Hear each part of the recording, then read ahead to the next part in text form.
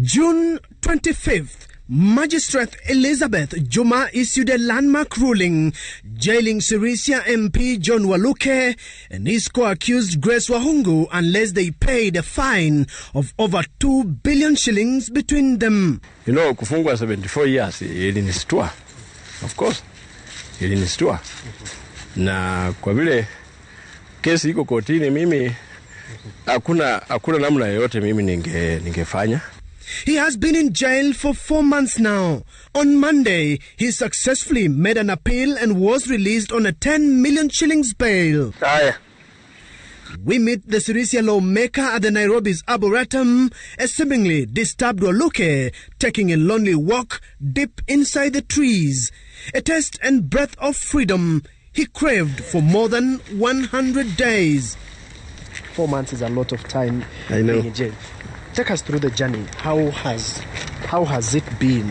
It has been hard. It has been very difficult.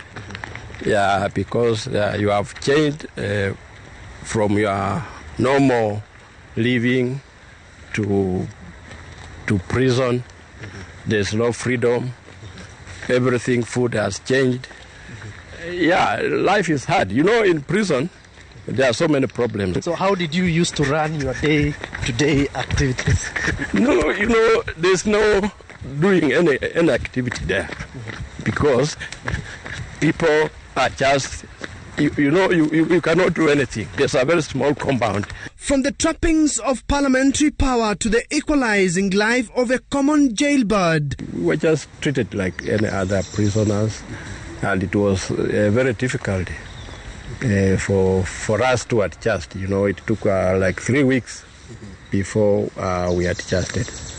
I used just to sit alone, not to associate or to interact with anybody. The legislator forced to exchange his expensive suits for the drab prison garb to being a 74-year prison term. You remove your civilian clothes and then they give you the zebra prison uniform. A bigger shock for the Sirisia MP was mealtime. Even if you are a minister, even if you are anybody, their meals is just the same. And there's no food that is allowed to come in from outside. So we get our lunch at 10 a.m. in the morning. 10 a.m. lunch. 10 a.m. lunch. And then we get our dinner at exactly 2 p.m. 2 p.m. dinner. 2 p.m. dinner. From a 2 p.m. dinner, you are locked up until the following day, 6 a.m. for a cup of forage. As he sought to adjust to the hilarious meal times, a greater headache awaited Waluke as he stretched his plate to be served. It's interesting, a little.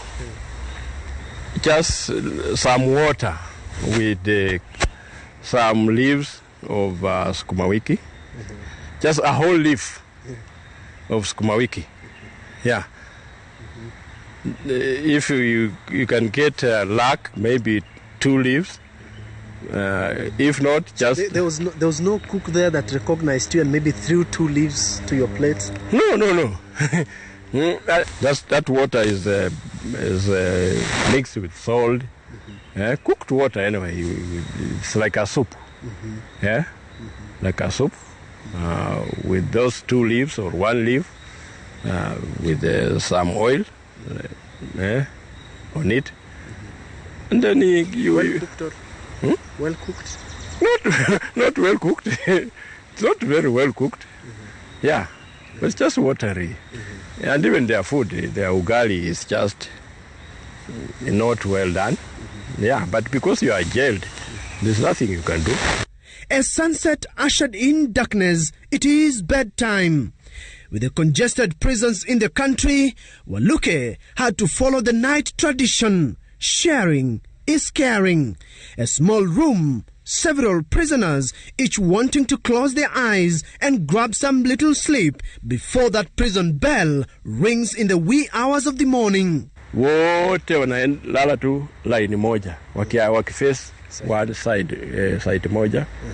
And then kama ni wakati ya kupinduka again wote wanapinduka side ingine. So, kuna filimi nasema sasa ni kupinduka. Iko anaitwa governor in the cell ila anasimamia wafungwa, yeye pia ni mfungwa. So anasema ni wakati ya kupinduka. So they turn on a turn to the other side. So mbafu ikichoka they turn to another side. And kama itapatikana when you are maybe uko na you want to go for to the washroom. Ukirudi there is no space for you. Hakuna space ya kulala because yako itakuwa already imekuwa occupied. So what is there utasimama tu. Unasimama until morning. Watu ni over 3,000. Na kotoro siko huko ni kotoro labda 200. Na huko ukipata hata piece ya kotoro katogo hivi kale kameraruka, bora mtu aweke mbafu ili kwa cement isifinye sana. But kotoro they are not enough. Being locked out of the public glare and from his own self was never an easy encounter for the lawmaker. Sikuwa na njia yoyote. Sikuwa na njia yoyote. Yeah. You know, to pay a fine of 1 billion because ilikuwa 1.4 billion fine. Sio kitu rahisi hata kama ni nani. Uhuru ya social social interaction ni ya muhimu sana. Ni kitu ya muhimu kabisa. That's what I was lacking.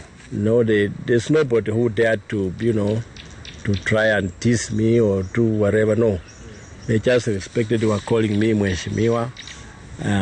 At least we were chatting together as friends. Every cloud has a silver lining, and so were the 4 months in jail for Waluke. He says he has learnt lessons that will make him a better being and a better legislator. Kufungwa ni kitu mbaya. That's what I've learned. Sio kitu mzuri ambayo mtu anaweza furahia aseme nitafungwa. Sio kitu mzuri. So naambia Wakenya wajiepushe kabisa na makosa kama hii. Ama kama hayo.